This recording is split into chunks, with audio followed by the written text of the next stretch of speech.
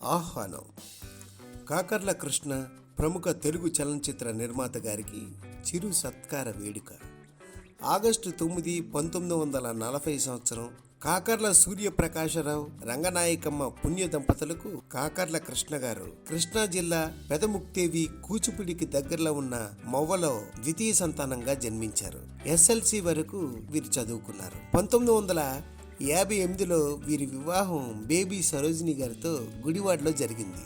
వీరికి 2 ఆడపిల్లలు. చిన్నమ్మాయి ఆస్ట్రేలియాలోను, పెద్ద కూతురు ప్రస్తుతం వీరిని చూసుకుంటూ హైదరాబాద్లోనూ ఉంటున్నారు. వీరి సినిమా అనుభవానికి వస్తే శ్రీ నందమూరి తారక రామారావు గారి కుటుంబంతో వీరికి దగ్గర బంధుత్వం. వీరి చిన్నతనం నుంచి సినిమా భావజాలం రక్తంలో జీర్ణించుకుపోయింది. కైకాలు సత్యనారాయణ గారు కూడా వీరి అన్నగారు హరితో వీరింట్లోనే పెరిగి ఒక విధంగా ఈయనకు కూడా అంటే వారికి కూడా సినిమా పరిశ్రమలో చేరాలనే జిజ్ఞాసకు బీజం పడింది వీరింట్లోనే. మద్రాసుకు శ్రీ కృష్ణ గారు 1965లో షిఫ్ట్ అయి 1968లో జగపతి సంస్థలో చేరి ప్రొడక్షన్ మేనేజర్గా అలుపెరగని పరిశ్రమ చేశారు.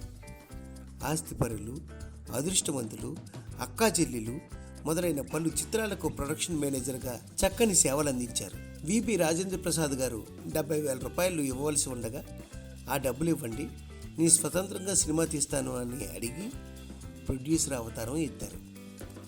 ఇంటింటి కథ, 7 అంతస్తుల మేడ, అన్వేషణ, రాగదీపం, సూపర్ మొగుడు వంటి చిత్రాలను స్వతంత్రంగా మరియు భాగస్వామ్య పద్ధతిలో నిర్మించారు.